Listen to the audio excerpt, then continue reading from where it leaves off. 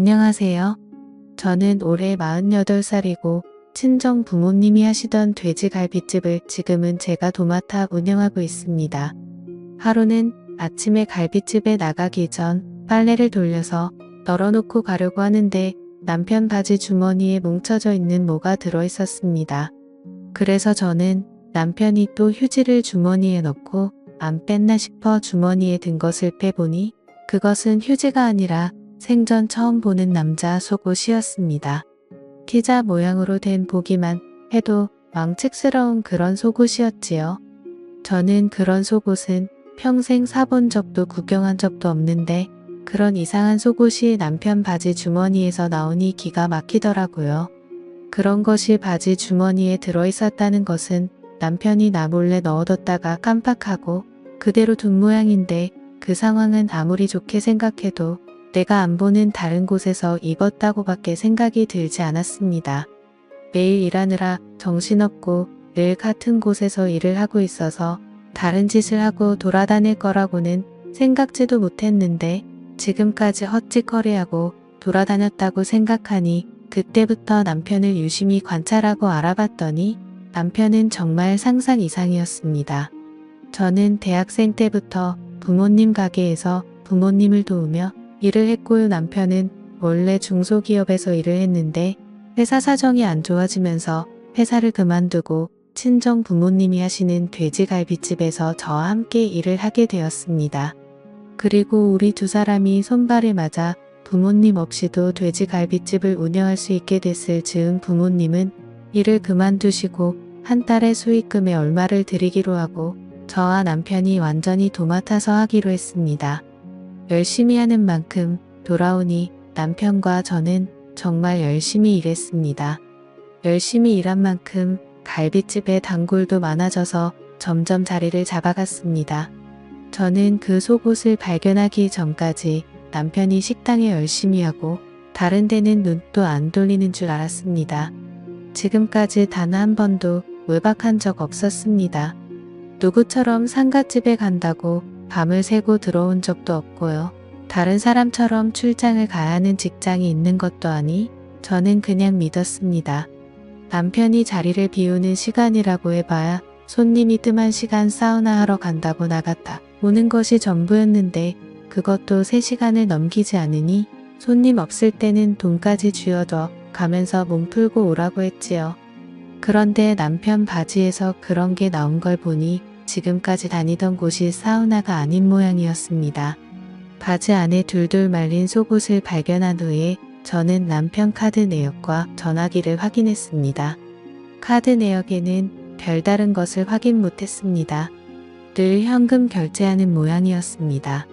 전화기 열어봤지요.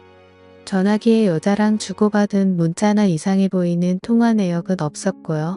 어디 예약이 되었다는 문자가 있었습니다. 보통 남편이 자리를 비우는 그 시간이더군요. 처음에 저는 사우나인 줄 알았습니다. 요즘은 사우나도 예약을 하고 들어가나 보다 했는데 느낌이 싸해서 전화를 걸어보니 마사지샵이라고 하더라고요. 그래서 저는 감성 마사지샵이 뭔가 싶어 순진하게도 저기 거기 마사지샵인가요? 무슨 마사지를 해주는 곳이에요? 물었지요. 그랬더니 전화 받는 사람이 제가 마사지 받으려고 전화한 게 아니라는 걸 알아차렸는지 아주 사무적인 말투로 여기는 경남 아로마 마사지에 하더군요. 그래서 제가 또 순진하게도 거기 혹시 옷 안 걸치고 이상한 속옷 입고 하는 데인가요? 하고 물었지요. 그랬더니 상대방이 짜증 섞인 소리로 예약 잡으실 건가요? 했습니다. 그래서 저는 아니라고 나중에 다시 전화하겠다고 전화를 끊었습니다. 그냥 전화해서 물어봤을 뿐인데 꼭 도둑질이라도 하다가 들킨 것처럼 괜히 제 심장이 쿵쾅거리더라고요. 남편이 마사지샵에 예약이 잡혔다는 문자를 보니 거의 일주일에 한 번 꼴이었습니다. 주로 가는 곳이 제가 전화한 곳이었고 다른 곳도 돌아가면서 마사지를 받으러 갔더라고요. 저는 그 마사지샵이 여자들 얼굴 마사지하듯 그런 곳인지 정말 이상한 짓까지 하는 곳인지 알 수가 없었지요. 어떻게 알아볼까 고민하다가 근처에 호프집을 하는 젊은 사장이 있는데 친구들하고 우리 집에 자주 오기도 하고 오래전부터 누님 하면서 잘 따르기도 해서 호프집 사장한테 가서 한번 물어봤지요.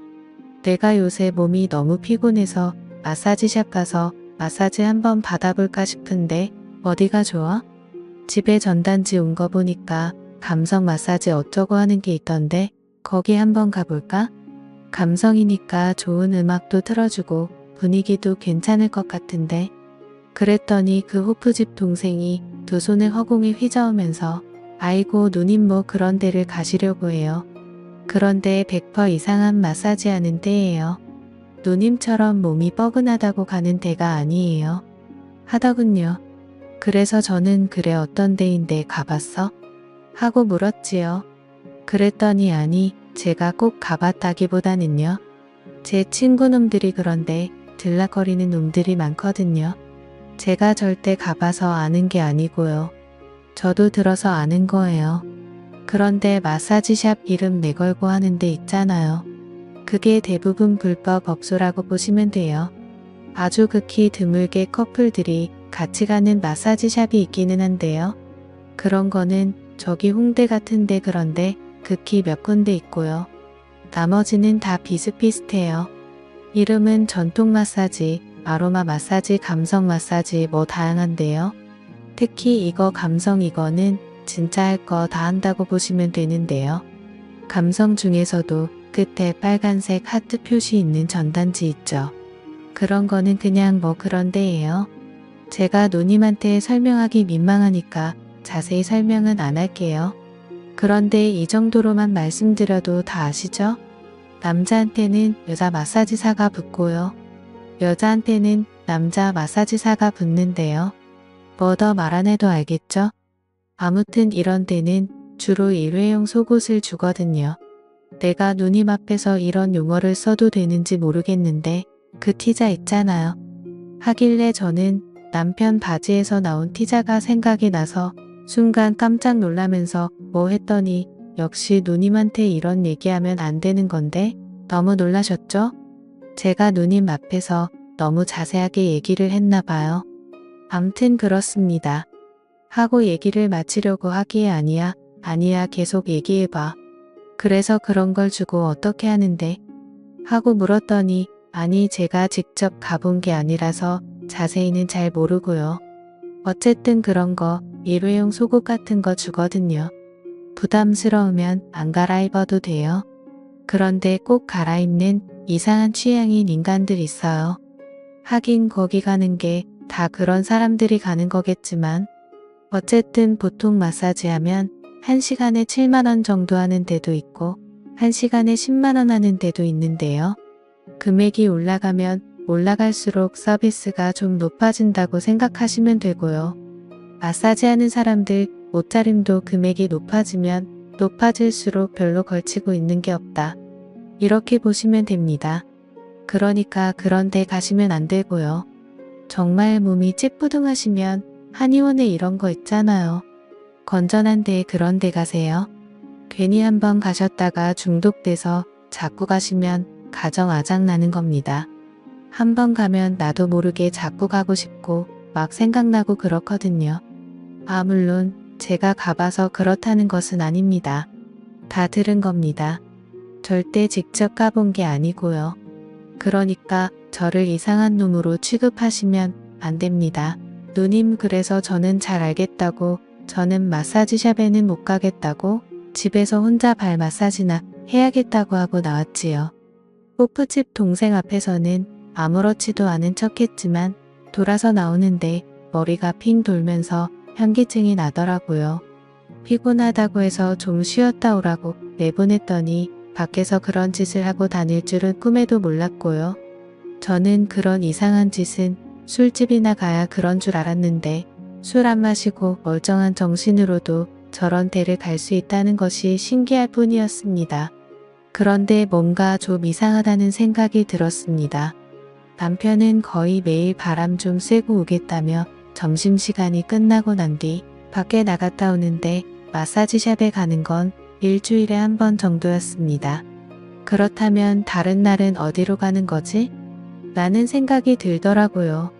이 인간이 도대체 무슨 짓거리를 하고 돌아다니는지는 눈으로 직접 봐야겠다 싶더라고요. 직접 미행할 수 있는 여건은 안 되고 해서 저는 심부름센터라도 연락을 해봐야 하나 어쩌나 하고 있다가 길 건너의 커피숍의 바리스타로 일하는 사람이 남편이 바람이 나서 헤어졌다는 소리를 들어서 저는 그 동생한테 찾아가서 좀 알아봤지요. 그래서 그 동생한테는 솔직하게 얘기했지요. 남편이 요새 좀 이상한 것 같다고 매일 나가면 두어 시간씩 자리를 비우는데 그냥 바람 쐬러 가는 것 같지 않다고 하니 사장님 그게 100% 바람이에요. 하더군요. 사장님 남자들은요 밖에 여자 없으면 절대로 그렇게 부지런 떨면서 안 나갑니다. 무슨 목적이 있으니까 나가는 거예요. 제가 이혼한 그 새끼도 그랬어요. 제가 만났을 때는 주말에는 소파에 드러누워서 하루 종일 리모컨만 돌리고 있더니 바람이 나니까 주말에도 새벽같이 일어나서 기어나가더라고요. 그리고 더럽게 안 씻던 인간이 얼마나 자주 씻어대는지요. 피부 벗겨지는 줄 알았잖아요. 밖으로 자꾸 나가고 깔끔 떨고 하는 데는 다 그만한 이유가 있는 거예요. 사장님 남편도 자꾸 밖으로 싸돌아다니는 거 보니 죄송해요.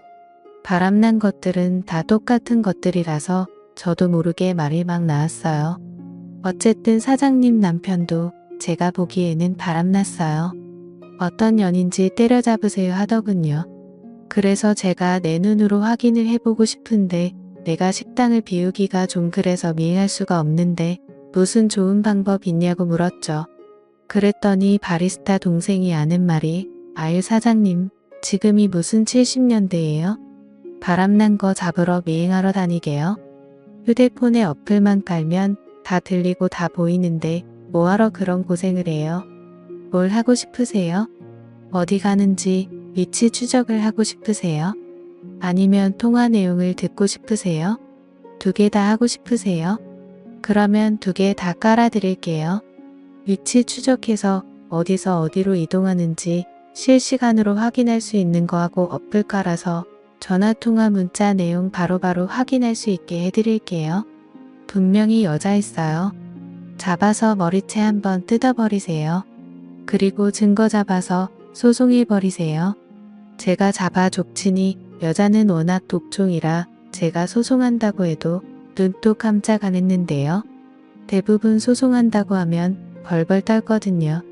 특히 남편 있는 것들이 남의 남자하고 바람이 나면 남편 귀에 들어갈까 애들 귀에 들어갈까 싶어서 바짝 조니까 어떤 년인지 잡아서 족치세요. 증거 다 모일 때까지는 절대 아는 척 마시고요. 잘못 내색하면 쉽게 증거 모을 수 있는 게 완전히 다 막히는 수가 있거든요. 그러니까 남편한테도 평소 하던 대로 하시고요. 조용히 증거만 모으세요. 그리고 제가 얘기를 듣다 보니 촉이 와서 그러는 건데요. 하루에 2시간 정도 비운다고 하셨죠. 그러면 99%이 근처 사는 연일 수도 있어요.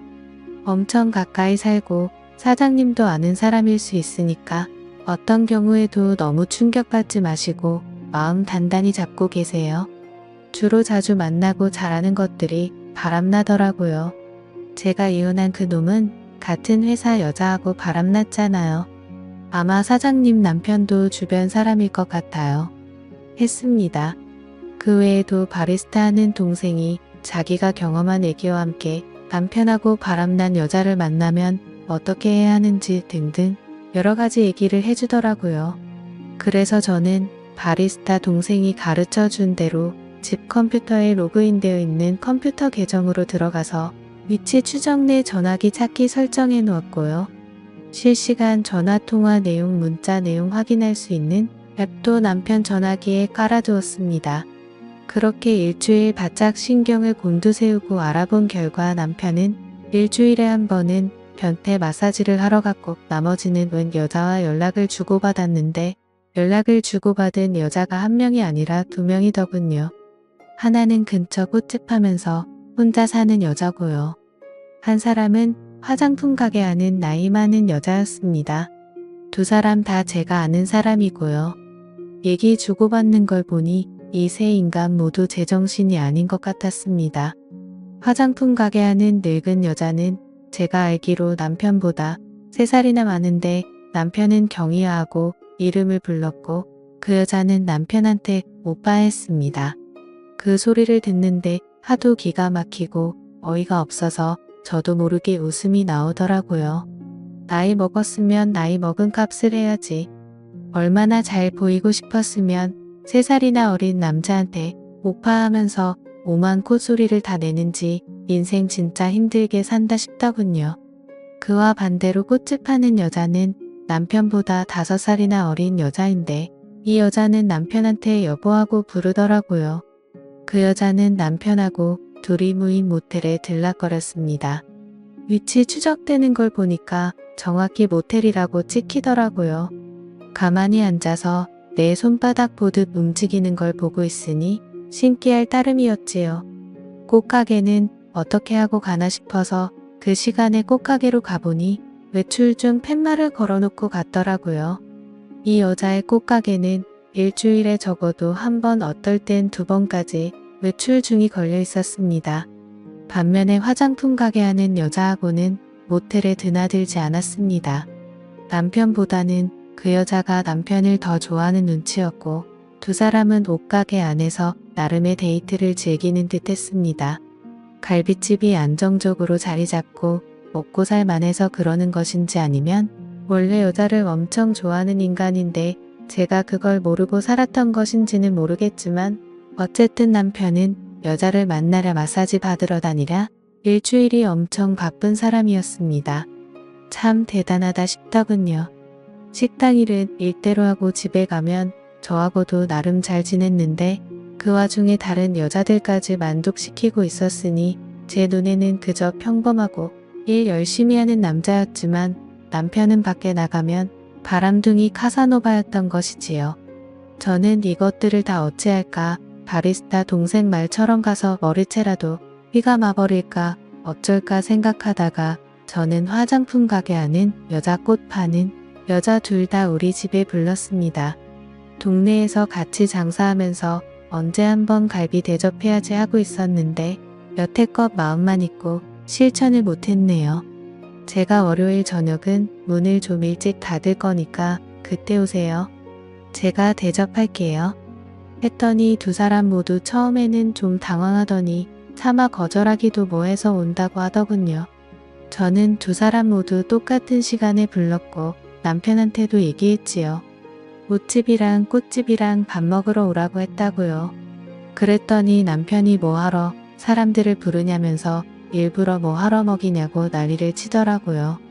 그래서 저는 한 동네에서 장사하는 사람끼리 그 정도도 못하냐고 당신은 불편하면 들어가던가 했더니 남편이 자기가 불편할 게 뭐 있냐면서 자기도 있겠다고 했지요. 그리고 그 여자 둘이 도착한 날 정말 볼만했습니다. 남편은 당황해서 누구한테 눈길을 줄지 몰라 자꾸 땅바닥 하늘만 쳐다보고 당했고 옷 파는 여자는 그 와중에도 남편 옆에 앉고 싶어서 남편 옆에 앉으려고 기회를 엿보고 있었습니다. 그리고 꽃집은 무슨 배우 출신인지 원래 둘이 전혀 아무 일 없는 사람처럼 관심 없는 척했습니다. 다만 옷가게 여자가 남편 옆에 앉아서 남편을 슬쩍슬쩍 스칠 때 꽃 파는 여자 눈이 옷가게를 째려보면서 도끼 눈이 되더라고요. 가만 보니 두 여자 다 보통 성질 아니겠다 싶더라고요. 그래서 저는 도저히 저렇게 기센 여자들 머리채 못 잡을 것 같았지요. 그 여자들 머리채를 잡았다가는 제 머릿결 다 뽑힐 것 같았습니다. 그래서 저는 옷가게 여자와 꽃가게 여자가 둘이서 서로 머리채 잡도록 했습니다. 테이블에 앉아서 고기를 굽고 있다가 제가 세 사람을 보면서 엄청 재밌는 게 있는데 한번 볼래요? 했지요. 그랬더니 세 사람 모두 뭐냐고 한번 보자고 하더라고요. 그래서 저는 각자 전화번호로 그동안 서로 통화한 내용 서로 주고받은 문자 내용을 같이 전송시켰습니다. 그랬더니 세 사람 얼굴이 동시에 일그러지면서 서로를 쳐다보고 저를 쳐다보더니 옷가게가 먼저 폭발했습니다. 뭐야 오빠 이 년이랑 모텔 갔어? 나하고 만나면서 둘이 바람 피웠던 거야? 이 여시 같은 년이랑 오빠야 왜 그래? 지금까지 다 거짓말이야? 나만 사랑하는 게 아니었어? 그런데 어떻게 전현이랑 모텔을 가? 하더군요. 그랬더니 꽃가게가 이 여자가 미쳤나 봐. 어디서 2년 전현이야? 하고 옷가게 머리채를 먼저 잡았습니다. 그랬더니 남편은 아무 말도 못하고 있고 옷가게는 뭐 늙은 여자? 늙은 여자? 하면서 광분을 발휘해서 꽃가게를 다 쥐어 뜯어놨습니다. 겉으로 보기에는 꽃가게가 더 독하고 못돼 보이는데 막상 싸움이 붙으니 옷가게를 못 당하겠더라고요. 늙은 여자라는 말에 자존심이 굉장히 상했던 것인지 온 힘을 다해서 그 여자를 쥐어 뜯어놨습니다. 그랬더니 보고 있던 남편이 두 분 그만하세요. 이거 놓으세요. 놓고 말씀으로 하세요. 하고 말리니 옷가게가 이제는 남편의 멱살을 잡았고 꽃가게는 엄청 분했던지 물병에 물을 그 두 사람에게 확 끼얹었고 열받은 옷가게는 다시 꽃가게 머리채를 잡았습니다. 그야말로 난리도 보통 난리가 아니었지요. 그날 둘이 알아서 싸워주니 손 안 대고 코 푸는 격이었고요. 그 후 저는 여자 둘 다 상간녀 소송을 걸었고 남편도 이혼 소송을 걸어 옷가게 1,500만원, 꽃가게 1,500만원, 남편 2천만원 이렇게 해서 총합 5천만원의 위자료를 받았습니다. 그리고 남편 자격이 박탈됨과 동시에 우리 갈비집에서도 바로 해고시켜 버렸습니다. 남편과 이혼을 해서 두 딸이 놀라기는 했지만 딸들은 나 같아도 이혼했겠다면서 자기들은 걱정하지 말라고 하더라고요. 엄마 인생이니까 엄마 하고 싶은 대로 잘했다고 했습니다. 두 딸이 그렇게 얘기를 해주니 제가 마음이 한결 가볍고 편하더라고요. 결혼해서 끝까지 잘 살면 제일 좋겠지만 아무리 생각해봐도 구제할 수 있는 인간이 있고 도저히 구제불능인 인간이 있더라고요. 100번 1000번 생각해도 구제불능인 남편과 헤어진 것은 100번 1000번 잘했네요. 저는 고등학생, 대학생 두 딸 끝까지 잘 뒷바라지하면서 제 인생 살아보겠습니다.